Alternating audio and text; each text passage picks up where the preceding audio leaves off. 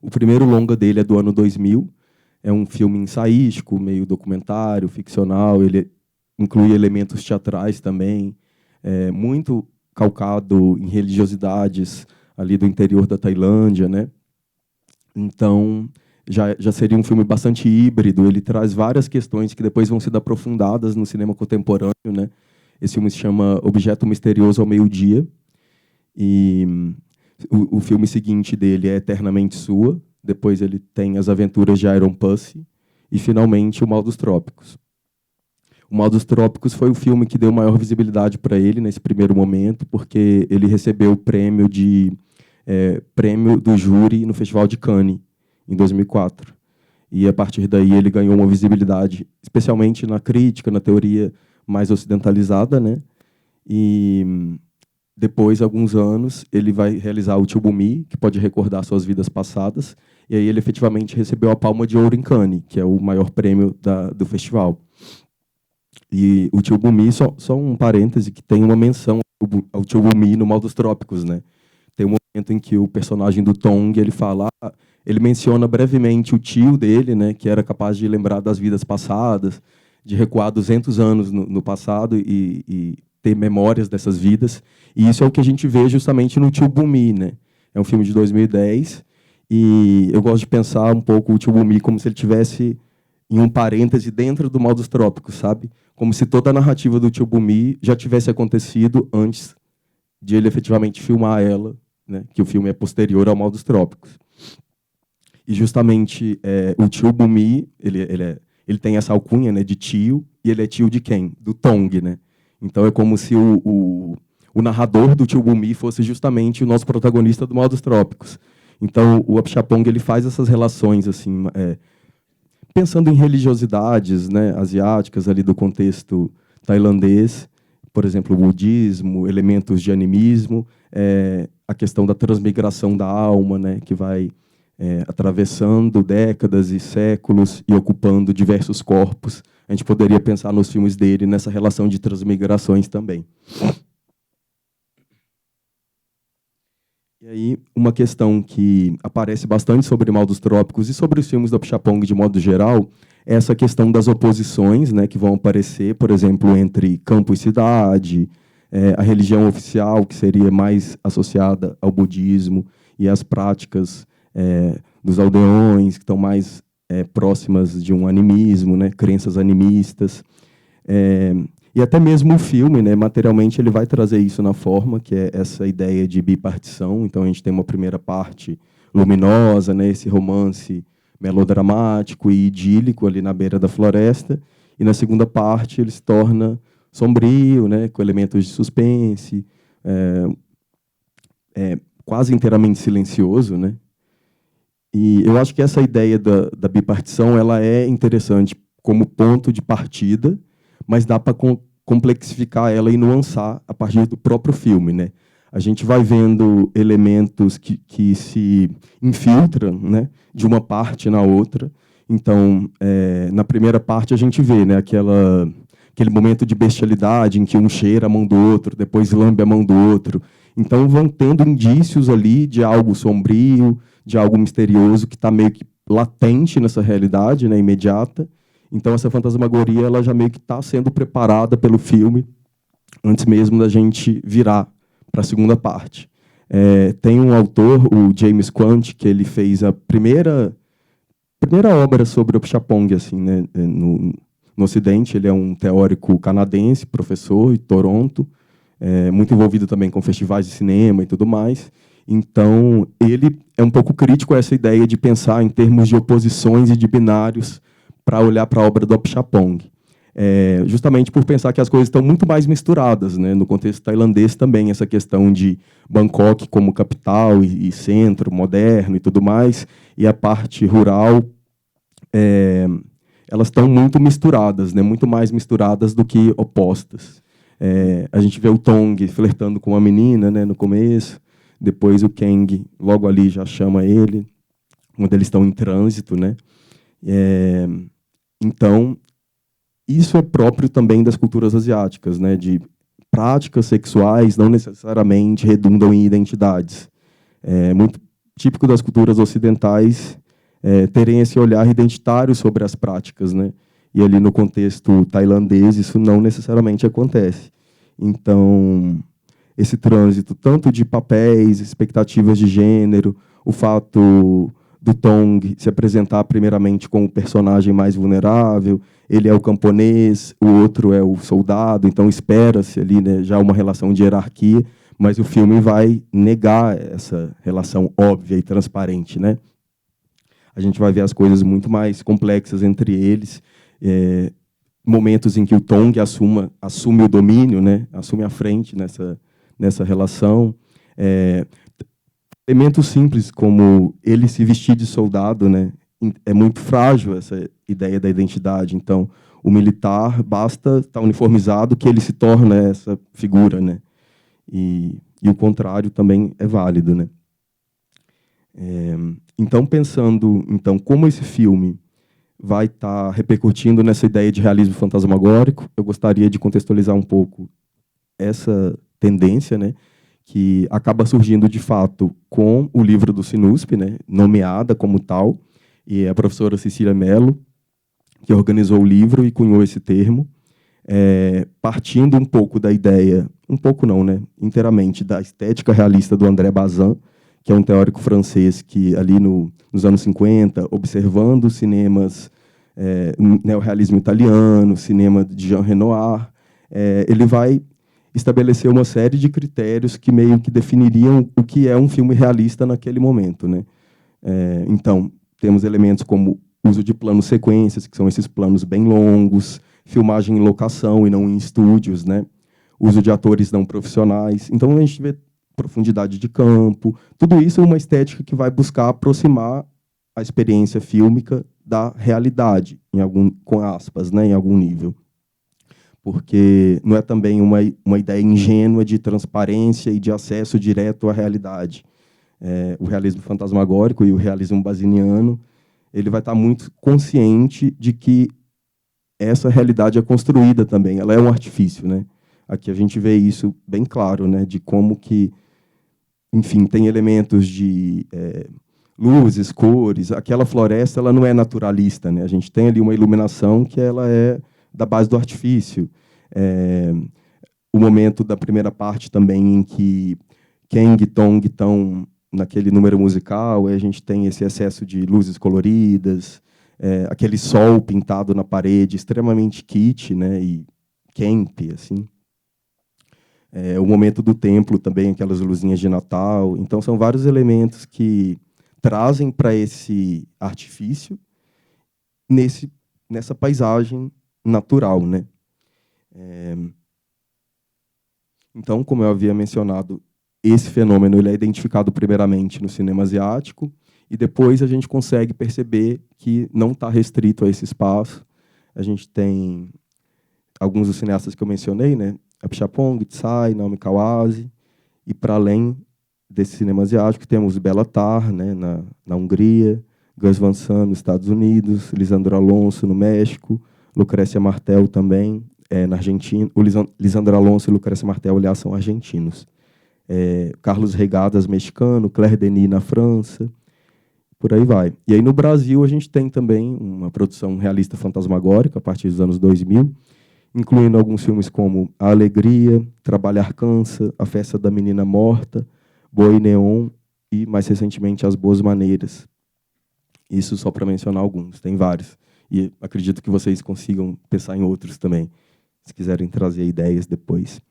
E aí, para pensar, então, como essa produção vai repercutir no Brasil, e nesses últimos anos e mais recentemente, gostaria de ouvir um pouco do Nishi também, porque a gente pensou, né, quando o livro do realismo fantasmagórico foi lançado, eu e o Nishi, a gente era estagiário no Sinusp, a gente teve algum envolvimento nessa produção, assim. Na real, eu entrei um pouquinho depois, mas eu já estava pensando a mostra junto com a Cissa, quais seriam esses filmes que poderiam entrar ou não. E você já era estagiário, né? Então, eu acabei seguindo um pouco a minha produção para a área teórica, assim, pensando o realismo fantasmagórico na pesquisa, né, acadêmica. Então, foi meu tema de TCC na graduação sobre era naquele momento o lado queer do realismo fantasmagórico, pensando Tsai e Epchapong. Depois, agora eu retorno já pensando especificamente realismo fantasmagórico queer, não mais como se a questão queer fosse um parêntese dentro do realismo fantasmagórico, mas existindo um realismo fantasmagórico especificamente queer, não apenas um detalhe, apenas um parêntese dentro de um movimento maior, né? Então, e o Nishi já seguiu o caminho da prática, né? Muito atuante em curtas-metragens, né? Que circularam festivais e também está na pesquisa agora, né? Então, se você pudesse comentar um pouco como que rola essa passagem. Primeiro, também o Mizoguchi, né? Por exemplo, que você está pesquisando agora, ele foi está na mostra também e ele nos forneceu elementos, né, para pensar o realismo fantasmagórico antes do cinema contemporâneo também, e acabou influenciando a sua produção, né? Eu lembro, eu e o Nishi, a gente roteirizou o primeiro filme do Nishi juntos, Tempo de Ir, Tempo de Voltar, e eu lembro que o Mizoguchi era uma referência central, assim, né? Alguns planos ali do Contos da Lua Vaga, né? Lembro de, sei lá, o teaser pré-filme incluía Contos da Lua Vaga e outras referências de um cinema japonês considerado clássico, né? Mas que já está lidando diretamente com essa questão dos fantasmas e talvez numa estética realista, né? Para aquele momento. Se puder comentar um pouquinho. Legal, Renan. Oi. Vou dar boa noite também. É muito legal estar aqui. Eu nem sabia que já tinha passado 10 anos, né, do livro. Uma loucura, né, como passa rápido. Mas foi bem especial, foi bem informador, assim, a experiência de trabalhar nessa publicação e também trabalhar na mostra, que junto com a publicação teve uma mostra que reuniu, né, muitos dos filmes que forneceram essa tendência, né, esse pensamento que principalmente você, Cissa, deram um pontapé inicial, e foi um trabalho muito legal de estudo, né, de tradução de texto. Recomendo muito acessar. Ali tem todas as ideias fundamentais assim para organizar essa tendência, essa reflexão, né, que pensa o realismo, essa estética como relação do filme com a realidade, só que de uma forma um pouco mais complicada, né, em que os elementos sobrenaturais, uns elementos fora de uma realidade objetiva mais ocidental, tem espaço para compor a realidade de uma forma comum, assim, né? Uma forma sem tanto distanciamento, sem tanta fronteira, né? Uma coisa mais porosa. E assim, você pediu para comentar que a capa do livro foi um trabalho importante. Quem tiver com o livro, e provavelmente está no PDF lá disponível, é um cinema abandonado do Bom Retiro, que então tem já na estética do livro um pouco esse pensamento do realismo, né? Então é uma fotografia de um cinema abandonado do Bom Retiro, que tem uma interferência sobrenatural através da ilustração, né, que foi feito por um amigo nosso, que na época também era do audiovisual, né, o Heitor Isoda. Então foi um trabalho muito importante e formador para mim, assim, né? Influenciou completamente o jeito que os filmes, quando eu fui para fazer e caminhar na prática, influenciou totalmente os trabalhos que eu fiz, desde o TCC, do Tempo de Ir. Eu acho que uma coisa interessante que eu fiquei pensando enquanto estava falando, muito legal te ouvir, Renan, é que tem essas idas e vindas dessa coisa fantasmagórica, eu acho, no cinema, e também idas e vindas desse debate do realismo, né? Como que o realismo se dá no cinema, e muitas vezes ele está ligado a alguma questão técnica que surge, né? Algum aparato diferente, a questão do realismo do Bazin está muito ligado ao neorrealismo, que tem uma questão técnica das câmeras que muda um pouco. Então é possível, é mais prático assim, né? Se filmar fora de estúdio, as câmeras ficam mais leves, o advento tem uma questão técnica também que influencia uma nova estética realista. E essa tendência do realismo fantasmagórico mais contemporânea, né, do que está no leste asiático, também tem, eu me lembro, esse debate técnico que é muito ligado ao surgimento de câmeras digitais, o advento do digital, que por um lado perde um pouco essa vocação realista do Bazin, da antologia do filme, porque vira uma coisa digital, mas do código, mas favoreceu muitos realizadores e realizadoras a filmar planos mais longos, né? Porque na película tem aquela coisa do limite do tempo, da duração do plano por causa do chassi do filme, né? E no digital os planos começaram a ficar extremamente longos, né? Chapong, eu não acho que o mal não sei, parece que é película, né? Não sei se é digital. Enfim, não é exatamente um dogma, né? Só no digital, mas acho que o digital ajuda, né? O realismo ser mais radical em termos de duração, em termos de contemplação. E acho que tem um pouco a ver com essa pulverização, assim, também de um acesso mais democrático, talvez, da câmera, né? Tipo, do fazer filme ser mais barato, né? Porque não está mais tanto na película. Bom, eu só fiquei pensando nisso, mas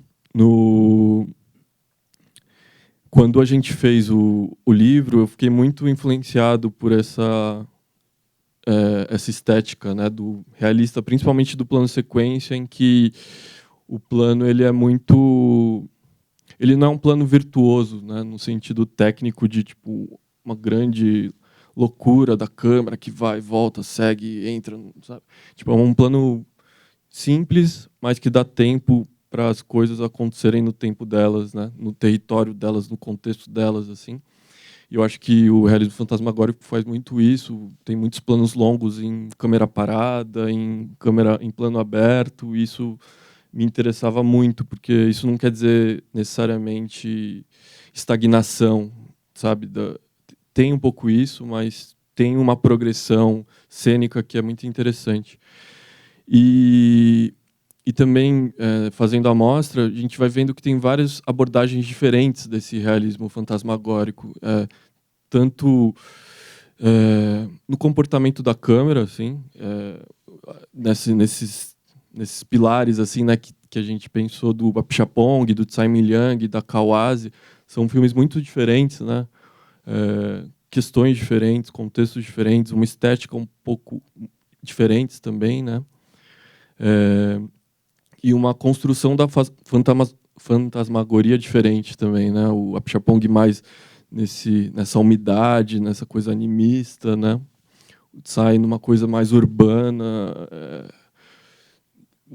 particular também. A Kawase outra questão, às vezes até numa abordagem mais pessoal, familiar, né? Das intimidades. Então me interessava também pensar nesse personagem, né? Como se construía a fantasmagoria, né? Como esse personagem se comporta, como a gente constrói um fantasma, né? Numa história dessa forma, dessa abordagem realista, né? Fantasmagórica. E aí, no Tempo de Ir, isso veio muito com uma relação com o Butô. A gente trouxe essa referência do Butô, uma expressão corporal de dança japonesa do pós-guerra, que foi uma forma da gente trabalhar o fantasma, né? Dar uma certa característica para aquele personagem. No fundo, o fantasma é um personagem do filme. Então, como ele se constrói, né? Então, e aí isso faz pensar que isso, esses retornos do fantasma, né? O fantasma já está lá no Butô, já está no Mizoguchi, já tem em outros lugares e ele aparece, desaparece, né? Vem, volta. Mas ainda ele está, como eu posso dizer, no Tempo de Ir, nesse TCC, estava num lugar ainda familiar, né? O fantasma dentro de uma família, o luto de um irmão, muito influenciado por essa experiência familiar minha de tipo viver o luto de uma forma particular, assim, não particular no sentido de diferente da ocidental, que é um luto mais presente, a morte mais presente no dia a dia mesmo, nos altares, na forma que a família se comporta. Eu lembro que a minha avó sempre contava uma história de quando ela veio para o Brasil no navio, que a mãe dela, a minha bisavó, virava uma raposa no navio, e ela incorporava o espírito da raposa e cuidava dos doentes. Então, ela sempre me contou essa história e uma forma muito natural, assim. Então, tem essa coisa religiosa, espiritual que impregna, né, e o dia a dia. E isso era um interesse do roteiro que a gente fez, né, pensar um pouco o luto nessa família nipo-brasileira, mas nesse núcleo familiar. Depois, mais para frente, eu fiz um outro curta que também está ligado ao realismo fantasmagórico, só que ele expande um pouco, eu acho, a questão pessoal e o núcleo familiar, que é um curta chamado Liberdade, que é um curta sobre o bairro da Liberdade. E ali a gente pensou nessa fantasmagoria mais histórica, assim, mais política mesmo, o fantasma como um elemento da história daquele território, e que não está tanto limitado ou motivado por uma questão familiar pessoal, mas sim por uma história. Então, quais histórias assombram o bairro da Liberdade? Quais histórias estavam mais naquela época enterradas, né? A gente não conhecia muito bem a história da Liberdade, porque ficava a história da imigração japonesa na superfície, né? Mas o que está por trás, o que está por baixo da superfície, que está enterrada, e o que está na superfície as pessoas não estão vendo, né?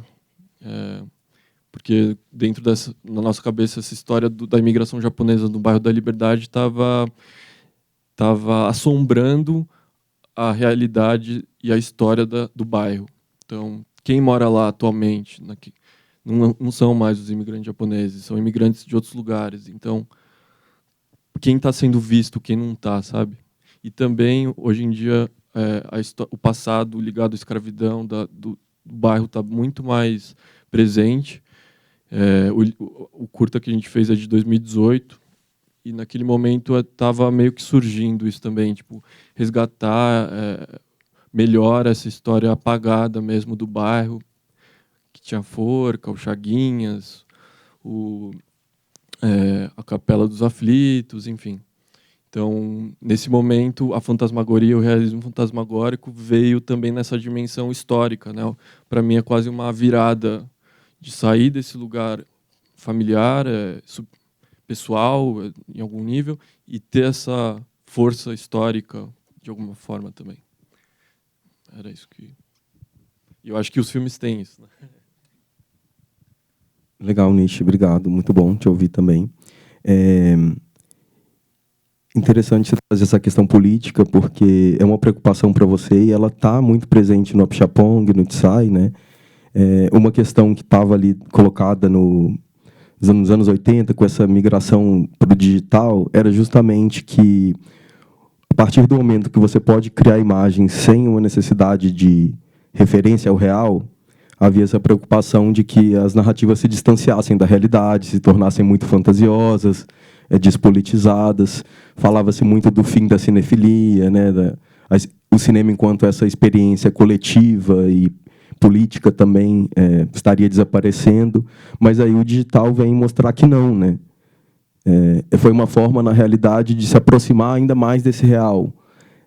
Isso que o Nish falou, de poder fazer mais plano-sequência e filmar em espaços que antes não eram acessíveis, aquelas câmeras de toneladas, aqueles rolos de película pesadíssimos e caríssimos. Então, esse novo realismo, né, que surge ali a partir dos anos 90, que é um realismo digital, especialmente, ele vai ter muito esse caráter revelatório, né, de mostrar realidades que não eram filmadas até então, e culturas, recortes dentro de países que estavam mais invisibilizados.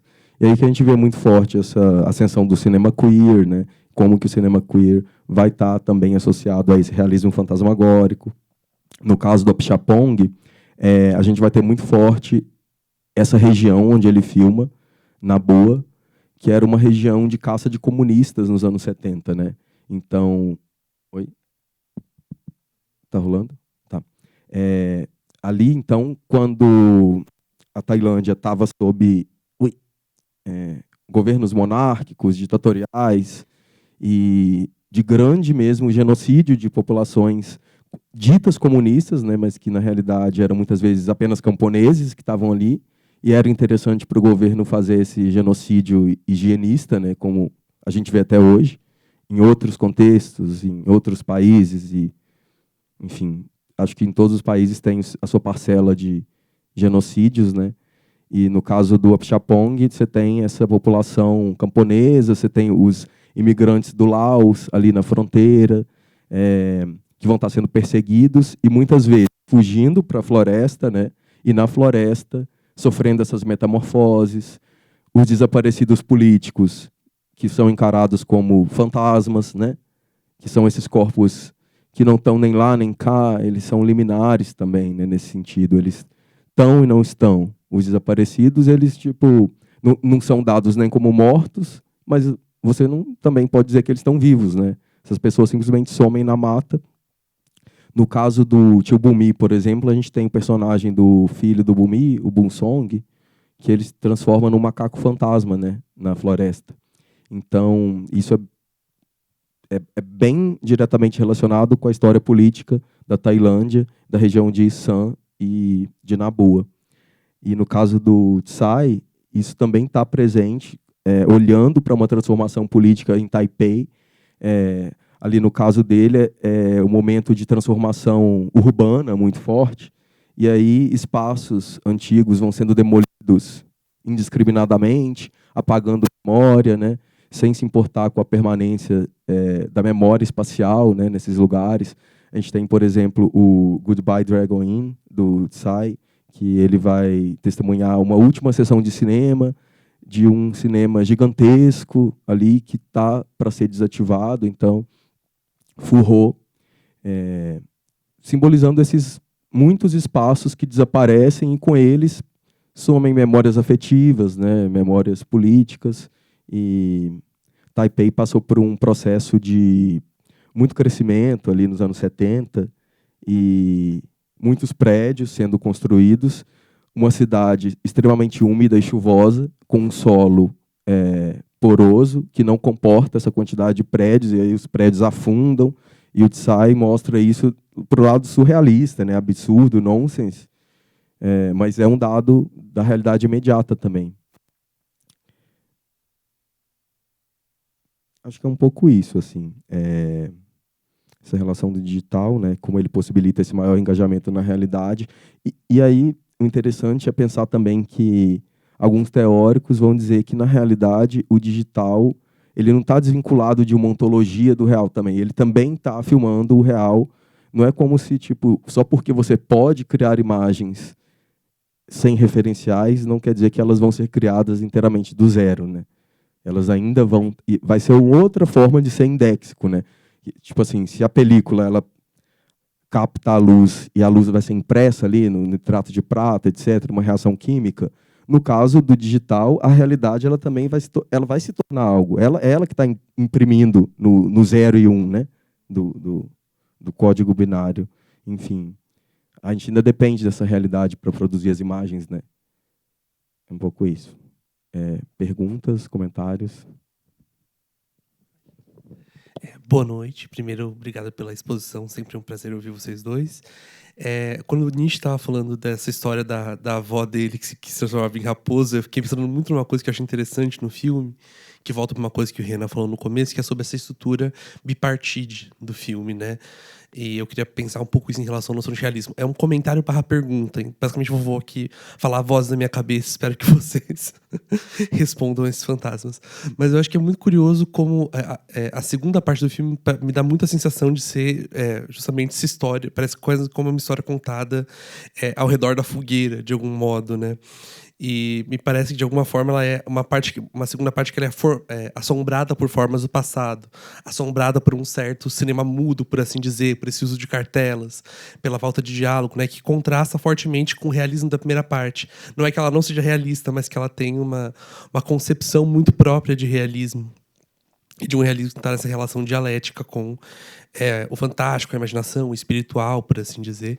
Então eu queria ouvir um pouco vocês falarem um pouco sobre isso, sobre essas duas relações e a estrutura bipartite, assim, porque eu acho que ela é muito interessante, muito fulcral para entender essa noção de realismo que o filme coloca pra gente. É isso.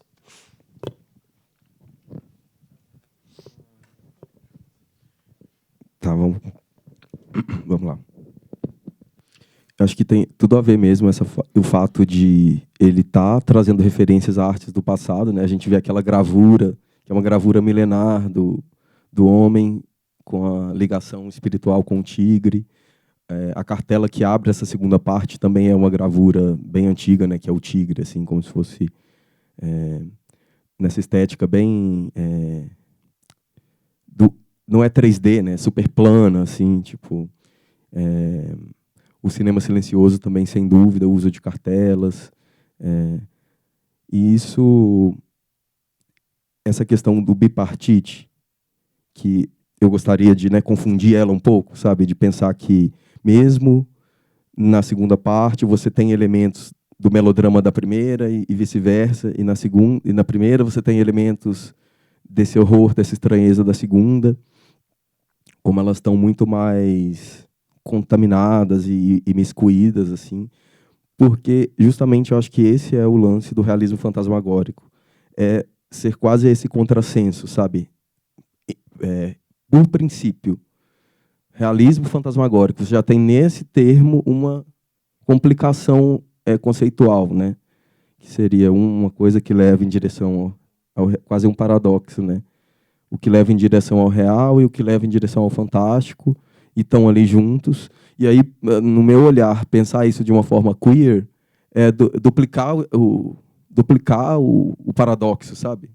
É um pouco um Heimlich do Freud, que é tipo a negação de algo que já é negado. O Heimlich, que é o infamiliar, ajuda a pensar o realismo fantasmagórico também, que seria, no seio do familiar você já tem o estranho, você já tem o infamiliar. Nessa realidade imediata que a gente vive aqui, a gente já tem o infamiliar. Os fantasmas, eles estão aqui, né? Então, ao mesmo tempo que é um contrassenso, também é como é, né? Tipo, os fantasmas, eles são reais. Essa é a coisa do realismo fantasmagórico. São esses fantasmas que são traumas, que são ecos, que são presenças constantes, que nunca se foram, né? No caso da liberdade, né? Toda essa ancestralidade, essa relação com a escravização dos povos africanos, etc. E, enfim, em cada contexto você vai ter um caso de violência que permanece no presente, né? E são esses os fantasmas, né, que o realismo fantasmagórico está trazendo. Então, acho que não sei se respondi na realidade, porque é bipartido, mas eu não acho que seja exatamente esse o ponto, sabe? Tipo, seria meio que, tá, é um filme bipartido, e aí? E o que isso repercute no nosso entendimento desse filme? O Apichatpong, ele vai fazer filmes depois inteiramente silenciosos. Ele está se referenciando ao... Vocês estavam no curso, né? Então, tudo bem? A gente viu o filme O Vapor, né? Isso, exatamente.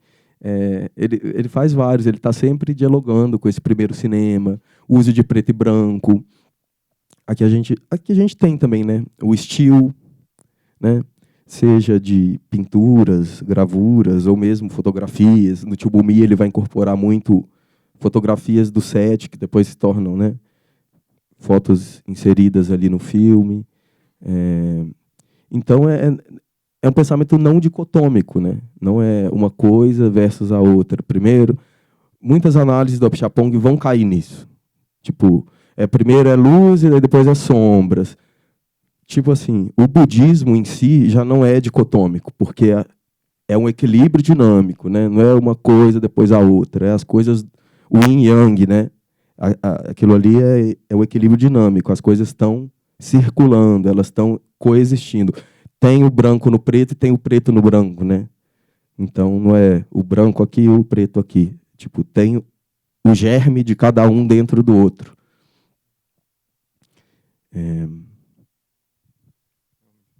Não, total, eu ia falar um pouco sobre essa coisa do yin yang, porque eu acho que é um desenho, é uma imagem que me faz pensar um pouco nesse filme. E eu acho que tem um pouco a ver com isso que você disse pelo menos quando eu vi esse filme, revendo ele hoje aqui, tem um jogo,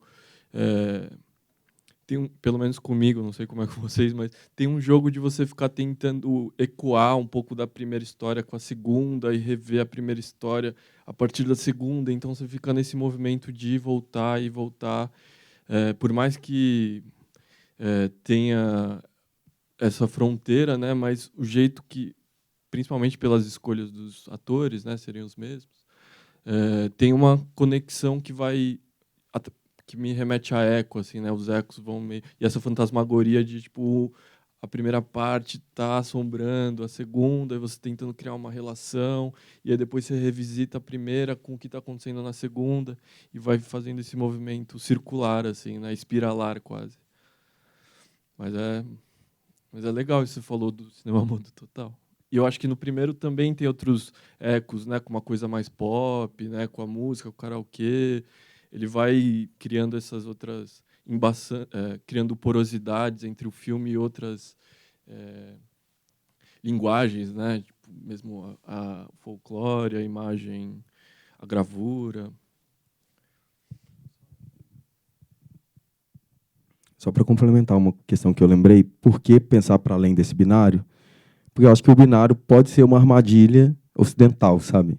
Do tipo assim, modernidade cartesiana, tipo corpo versus espírito, e humano versus animal, ciência versus religião.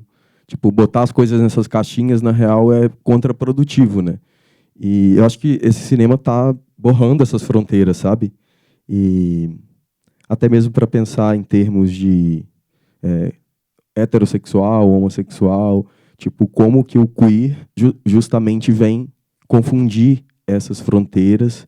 E o Chapong, por exemplo, e tanto ele quanto o Tsai, eles não se reivindicam cineastas gays, mas queer, né?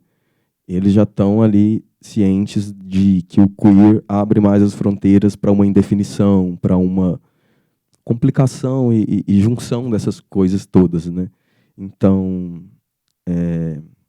eu acho que é pensar um pouco nesse sentido, e são filmes que convocam também o nosso corpo, né? A experiência de sentir o filme para além do racional. Tipo, aqui, na primeira parte, a gente vai se engajando com o casal pela presença física deles em cena, né? Tipo, a gente, de repente, está meio íntimo deles, sem que seja altamente psicologizante. Não é da identificação racional, né, do melodrama clássico, em que conflitos e desafios aí vão gerar uma identificação psicológica. Aqui, na realidade, a gente não tem muitos dados sobre eles. A gente meio que permanece ali com eles durante um tempo, e isso vai criando um afeto, né? Tipo, é bastante engraçado essa primeira parte, né? Eu achei até legal ver o filme com muitas pessoas assim, de perceber que, tipo, vocês riram e tal. Porque, em geral, as pessoas acho que olham, às vezes, com uma certa seriedade, né, para o Chapong. E ele é super... não se leva muito a sério, né? Ele é bem humorado. E eu acho que olhar para o filme dele com esse bom humor também é um pouco isso, sabe? De poder dizer coisas, levantar questões e mais do que respostas, sabe? Tipo, acho que é um pouco por aí, assim. Oiê, boa noite. Sou o Leonardo, sou da casa, estou fazendo doutorado na filosofia ali, na parte de estética, e eu quero compartilhar uma espécie de questão que me interessa assim, profundamente no cinema do Apichatpong. E nesse filme em especial, né, que você chegou a mencionar a questão do animismo, digamos, né, como isso está imiscuído não só na trama, mas no fazer, né, e é isso que me interessa, porque para mim não é bem o caso de falar, bom, nesse filme é uma espécie de representação visual do animismo, né? O que há, sobretudo na segunda parte, é um filme animista, né? Digamos, se na primeira a gente consegue fazer uma diferenciação de corpos e sujeitos, no qual você tem um soldado, um xamã, que a gente ainda não sabia que era xamã, que se transforma num tigre, e a floresta, né? Na segunda parte, você tem uma espécie de borramento das fronteiras entre esses sujeitos, né? Você tem essa densidade visual da floresta que, aos poucos, vai fazendo com que os lugares de enunciação de cada um desses sujeitos se embaralhem, né? E isso, para mim, é muito interessante, porque ao levar a sério, digamos, uma premissa animista para a realização de um filme, eu sinto que o efeito corolário disso é uma espécie de perda ou de falência, digamos, dos critérios tradicionais de avaliação estética do filme, né? Por que eu digo isso?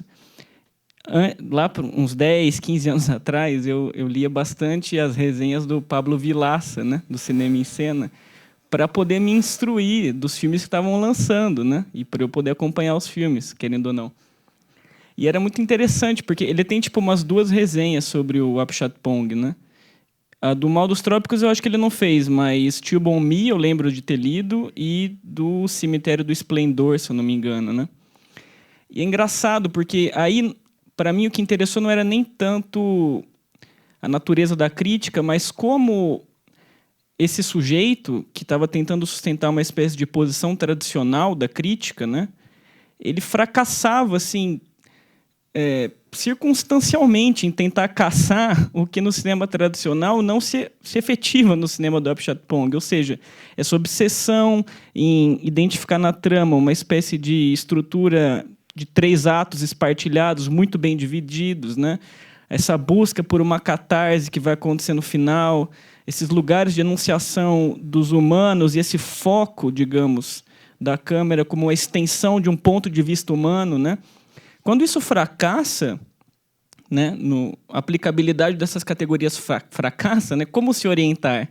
Isso é uma questão que me interessa, porque eu vejo que o cinema, nessa guinada etnográfica, digamos, ele tem cada vez mais martelado nessa questão, né?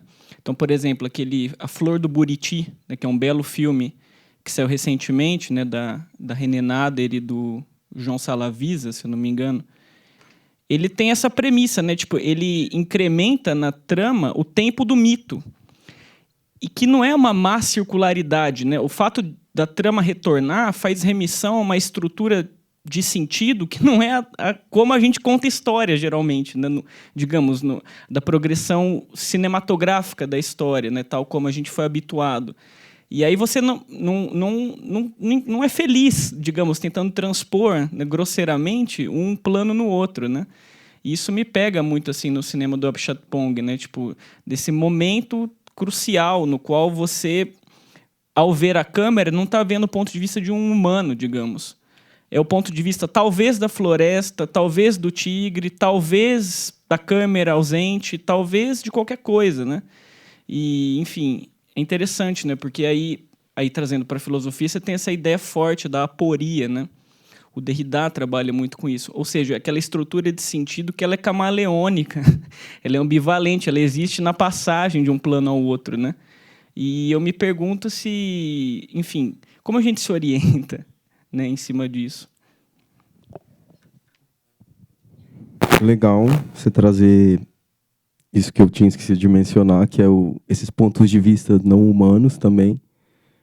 Está muito forte aqui. A gente vê desde a perspectiva do tigre, né, esses planos finais, quando a gente olha para o Kang tremendo ali, aquilo é o ponto de vista do tigre, né? É um plano contra plano entre humano e animal.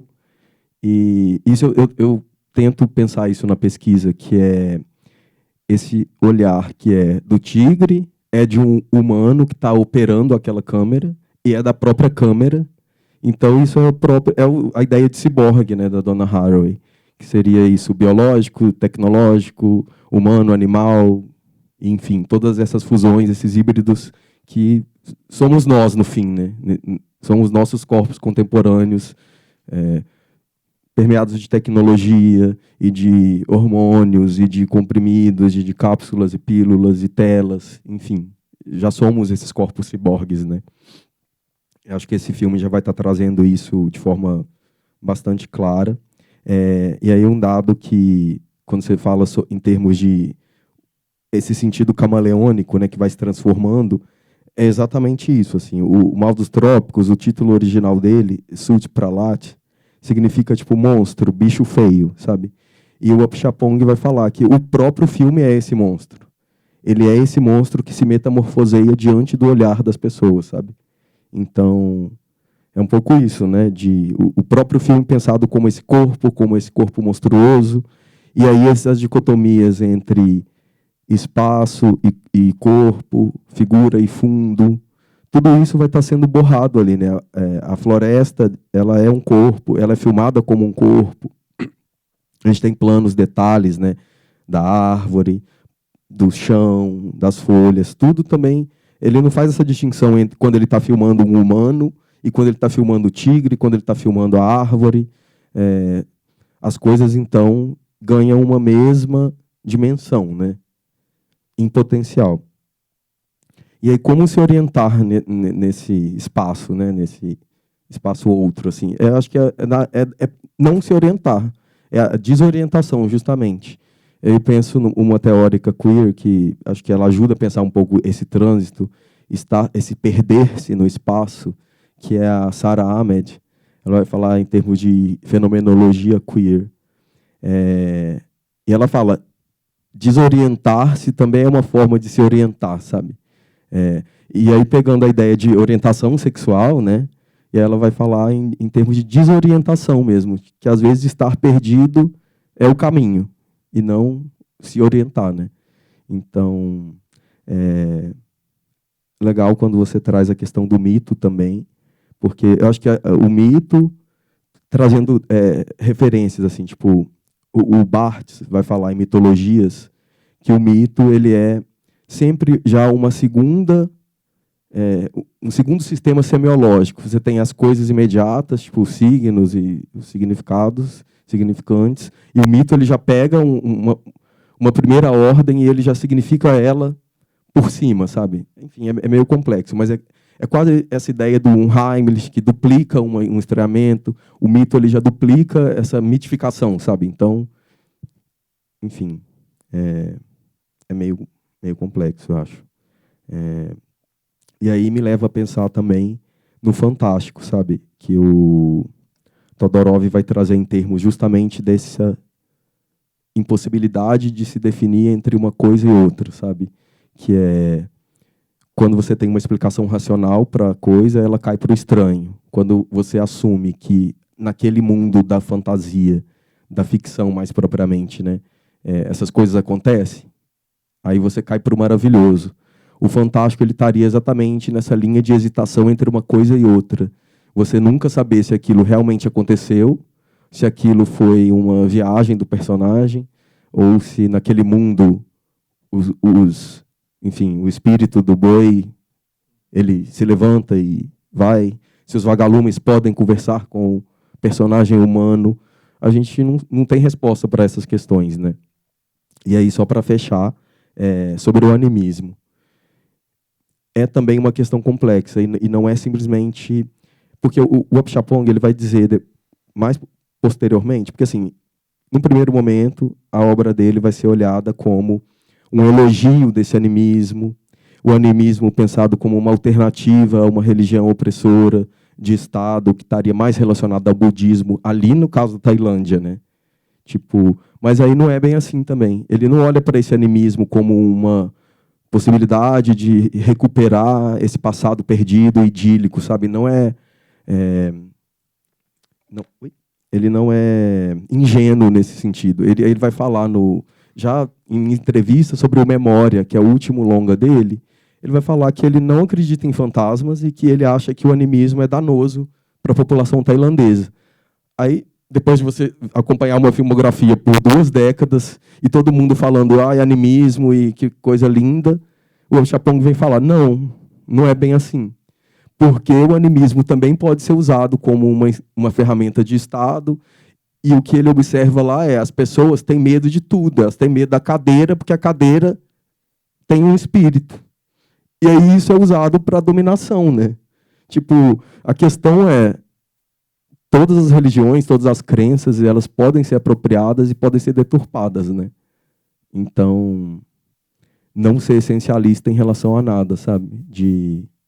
Nem o animismo, nem o budismo, mas também o animismo e também o budismo, sabe? E aí também o cristianismo, né? Tipo, que a gente está aqui, a gente não tem muito como escapar, né?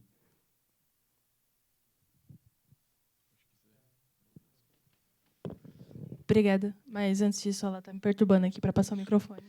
Oi, eu só queria dizer que eu fiz seu curso no ano passado, que nem você disse, e quando há um ano passado você me disse que a fumaça era queer, eu não acreditei em você. Mas vendo esse filme agora eu entendo completamente, eu concordo que a fumaça é queer. E são coisas, eu juro, eu entendi espiritualmente, assim. E não, muito interessante, a gente também viu no Sinusp semana passada o Séculos e... Como é que é? Síndromes de um século? Síndromes de um século, é literalmente tudo que você falou isso, né? Que não é um binarismo entre modernidade e antiguidade. É muito mais complexo do que isso, enfim. Só queria fazer essa conexão. Muito legal. Agora a pergunta. Obrigado. PS, eu estava no curso também, foi muito legal. E eu já entrei na sua pilha imediatamente, mas ela demorou assim 1 ano para digerir, e agora caiu a ficha, que é a fumaça queer.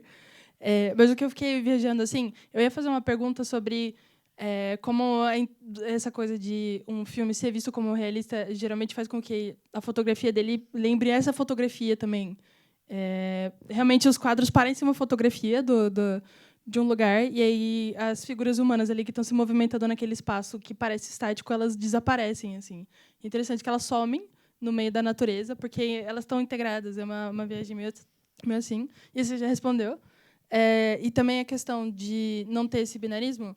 Parece que é dia e noite, só que no começo do filme tem cenas à noite e no final do filme tem cenas de dia. Então, realmente, elas se entrecortam e as silhuetas, o jogo de silhuetas fazem com que essa coisa de dia e noite se misture também. Realmente não é tão binário.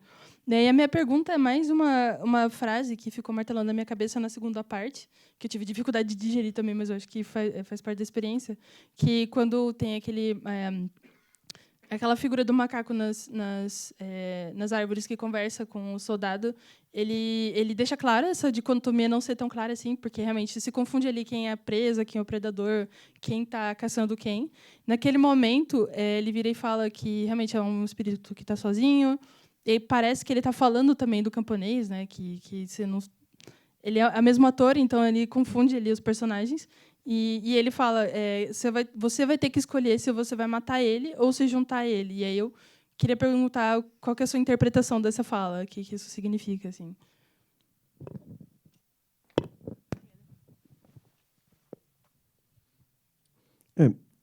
Eu lembro de vocês do curso e depois do Cineclube, né, da Madame Satã.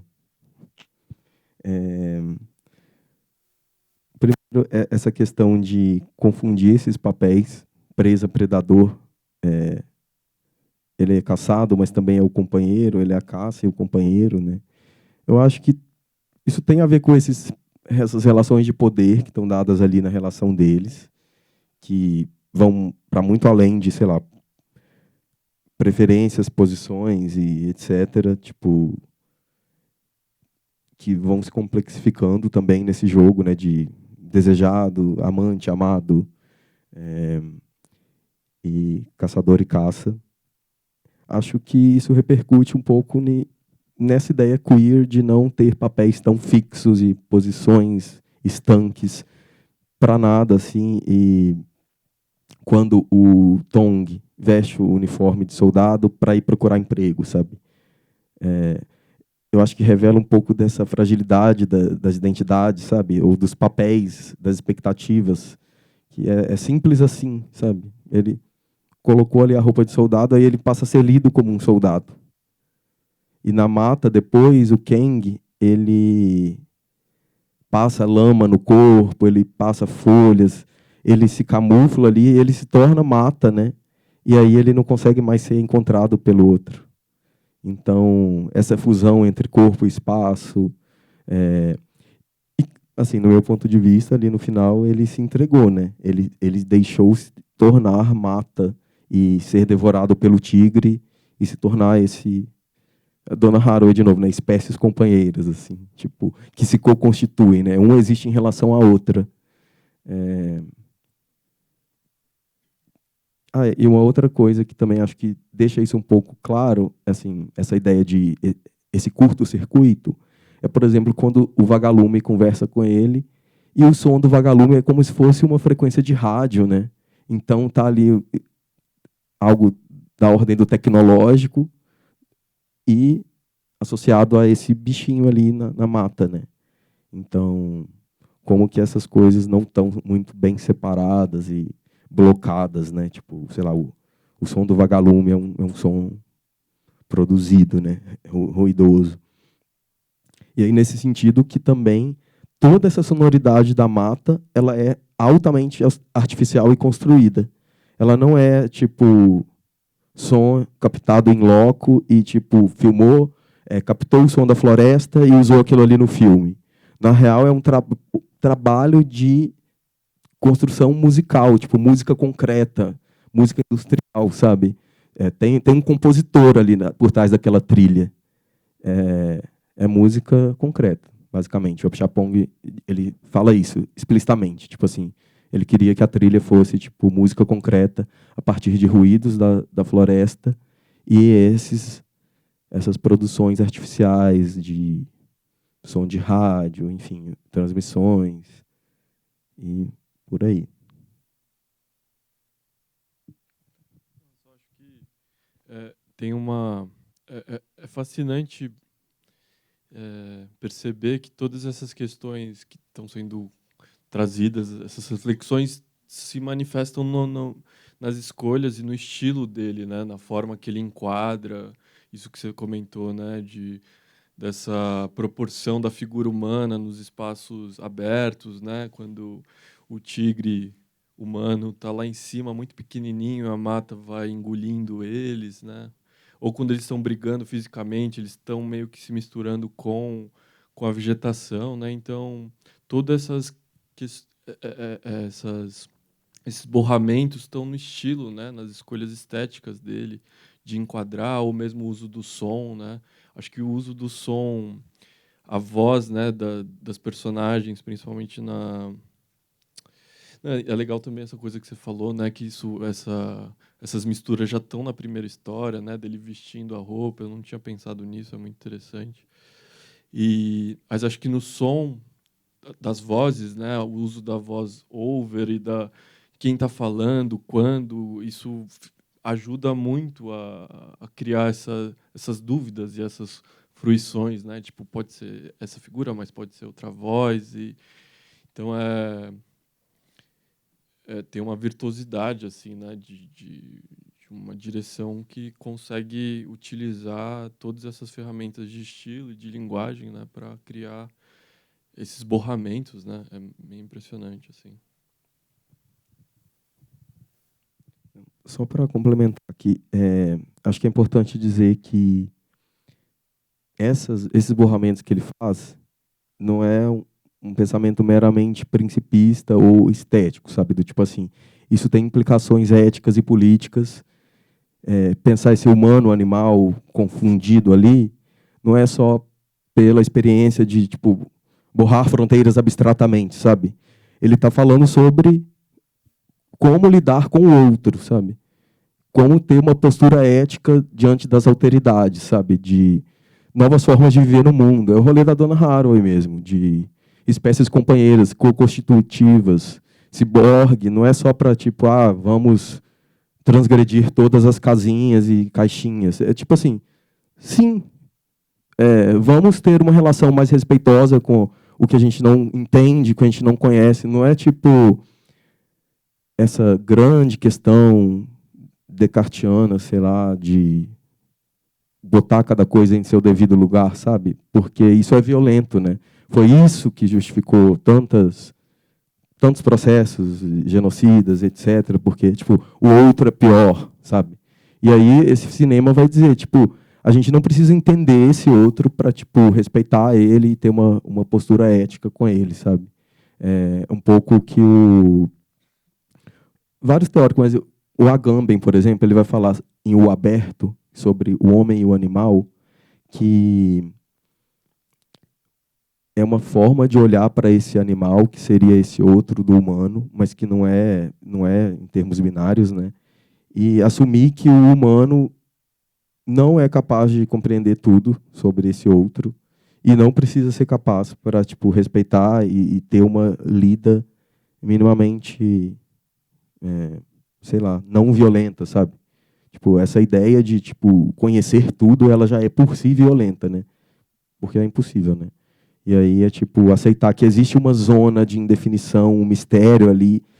Esse filme está trazendo isso, né? Tipo, esse mistério, ele está no cotidiano e a gente não precisa desvendar esse mistério para lidar com ele, sabe? Talvez seja não entender, não acessar e tá tudo bem, sabe? Tipo, eu acho que esse é um filme que talvez deixe perguntas. E, não só esse, né? Mas, tipo, vários filmes do Chapong, os filmes do Tsai, são esses filmes que não são para você compreender racionalmente e chegar a uma elaboração racional e, tipo, às vezes é só sobre sentir ele com o corpo, deixar o filme recuar em você, sabe? E isso como uma postura para a vida, sabe? De, ok, não preciso entender por que que a pessoa age assim, é assim, tipo, fazer um grande processo psicanalítico de entender para daí respeitar o outro, sabe? É meio que, ok, eu não preciso entender. A ignorância também é um dado importante, sabe, da gente acolher.